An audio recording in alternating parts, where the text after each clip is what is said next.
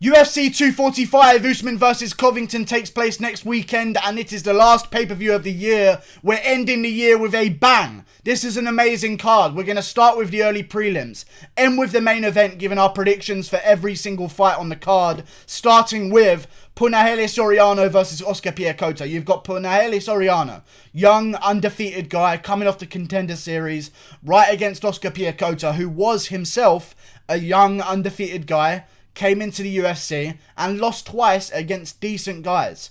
His debut was against Gerald Meerschaert.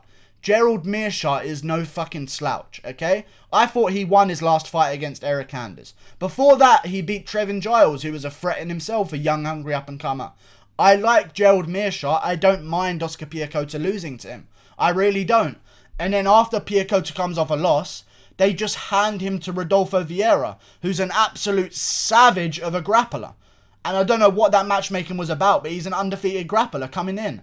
And he embarrasses Piechota and submits him in the second round. But before that, it was a decent fight. I like Piechota here.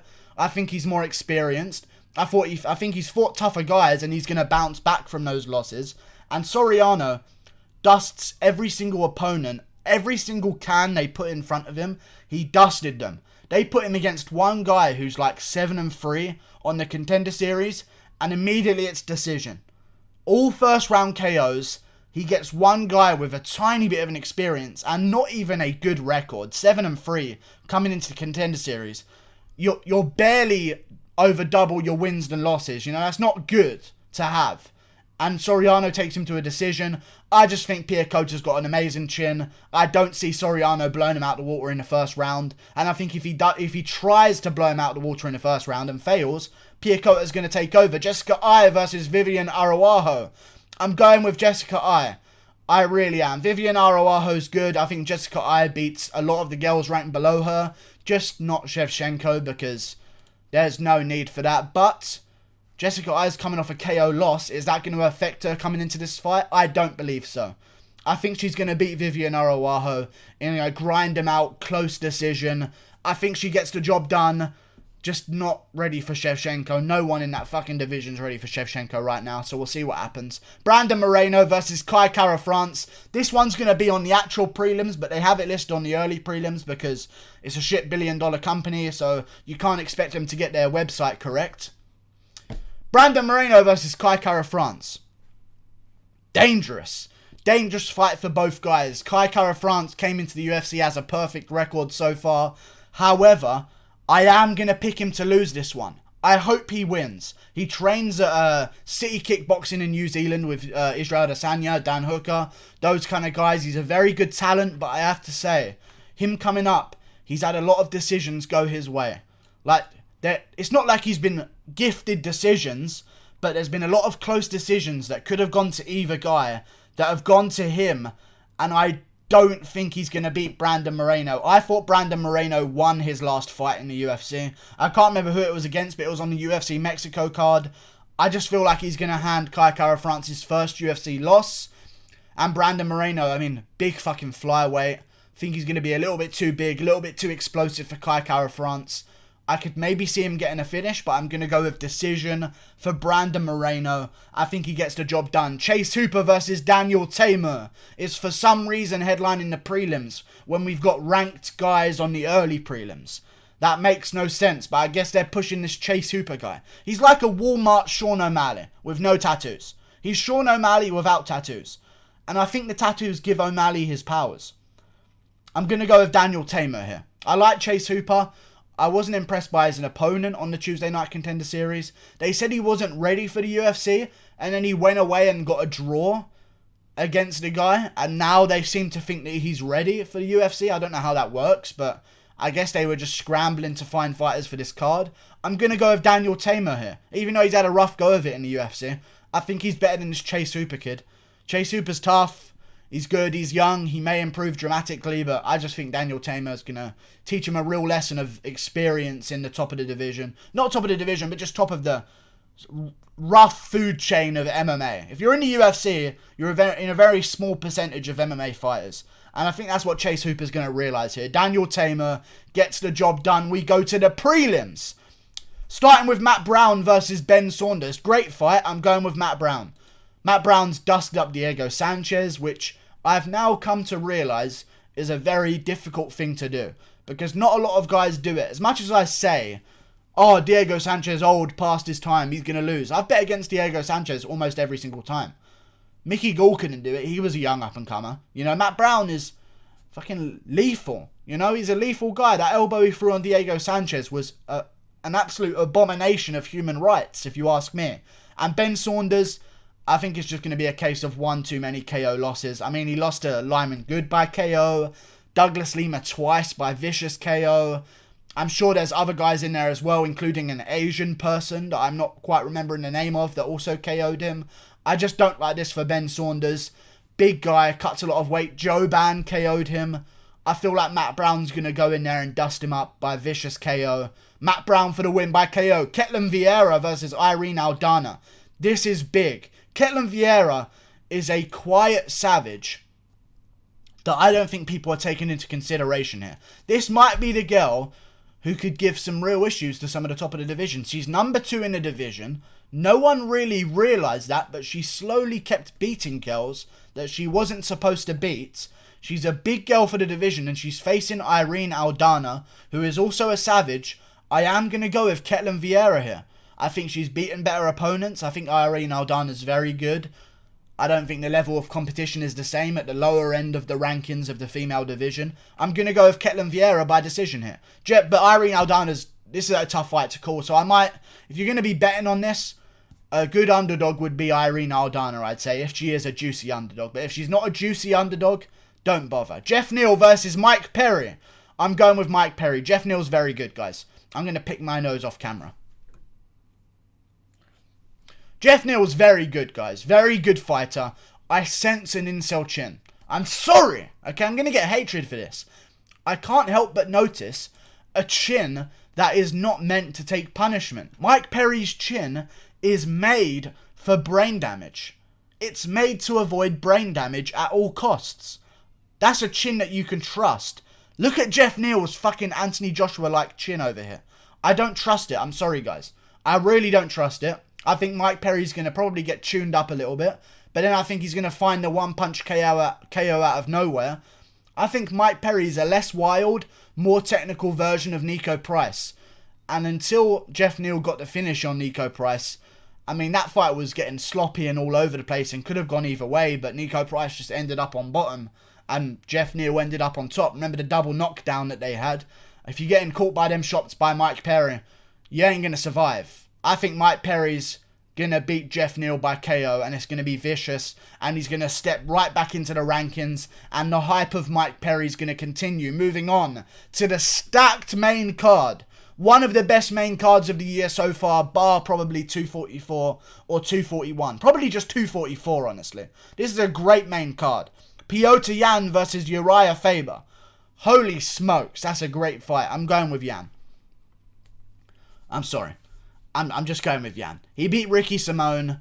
He's now facing top 5 Yan, who just beat Rivera, who smoked Faber.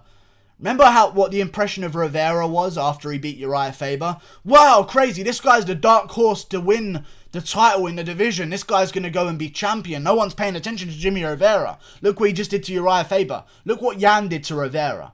Drowned him and beat the shit out of him and fucking fucked him up at the end of each round. Strategic breakdown, put the pressure on Rivera for the entire fight.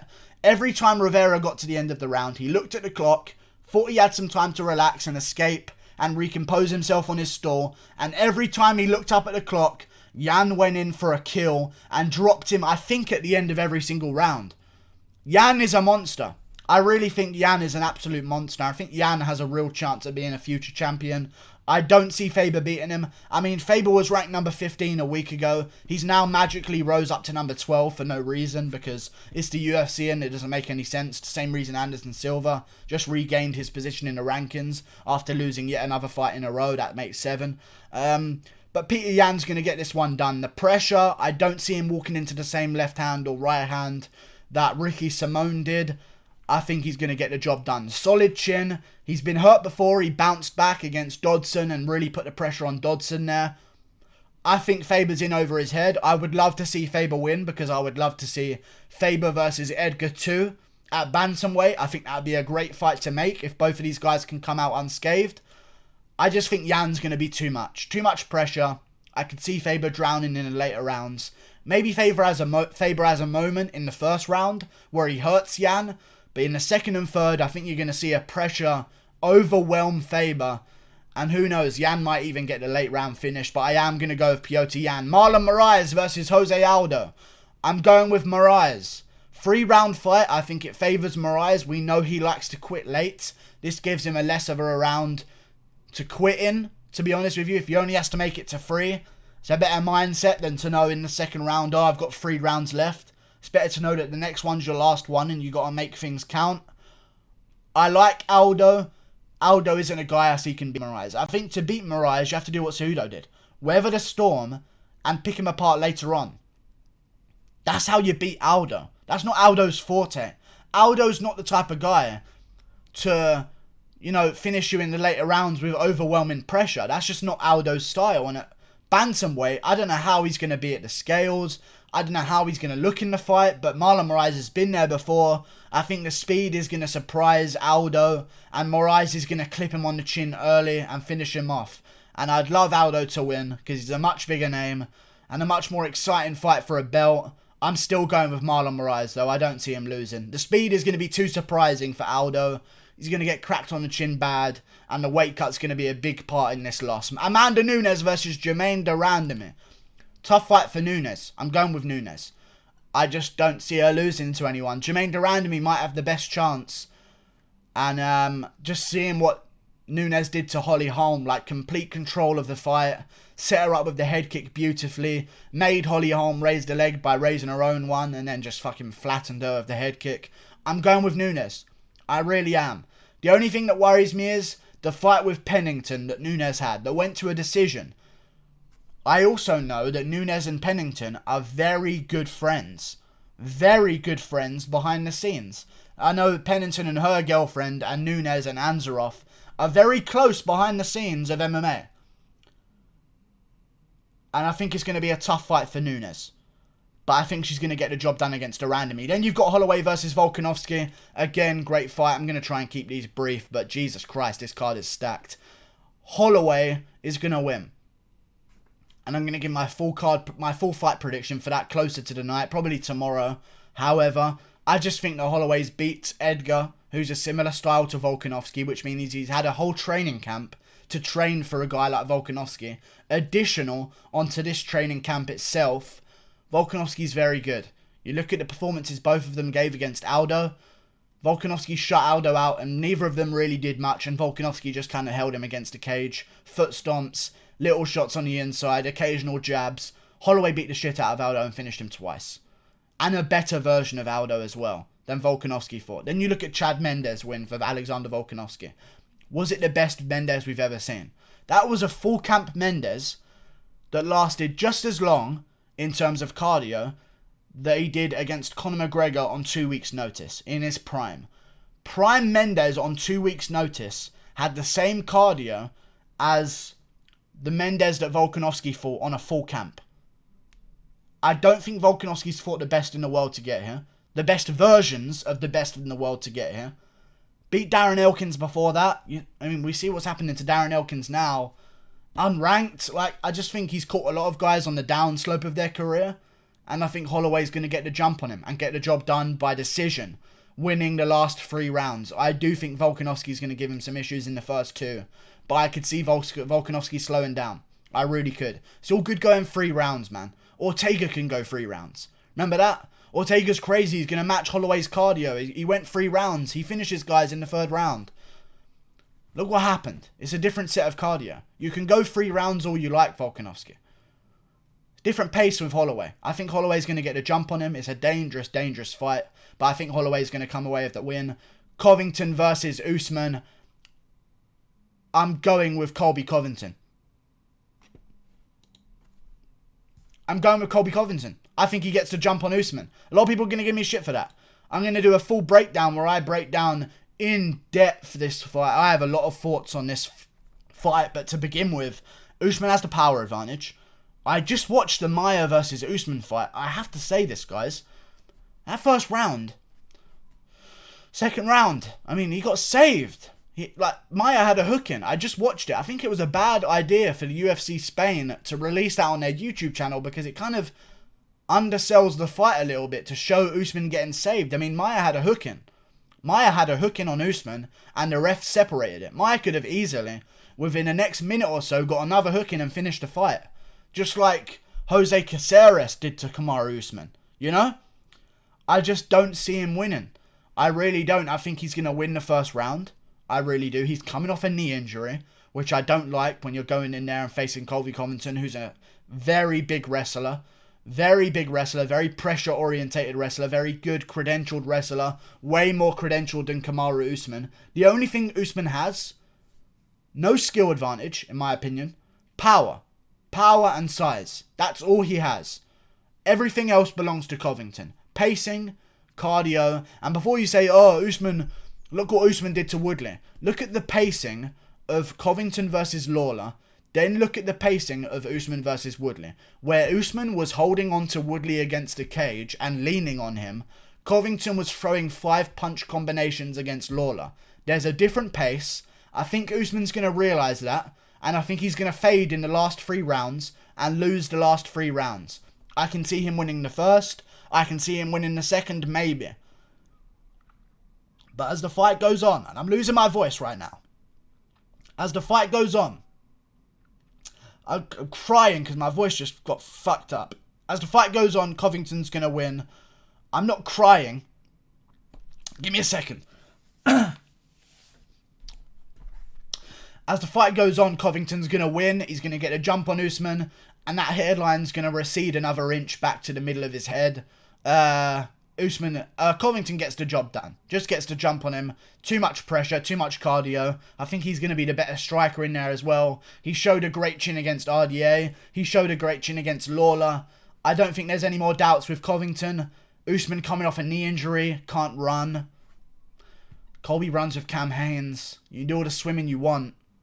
I think Colby gets the jump on him. Too much pressure, too much cardio. And he's going to be the first guy that wrestles Usman back. And I think it's going to be a problem for Usman. Like and subscribe. Thank you for watching. Click that button there.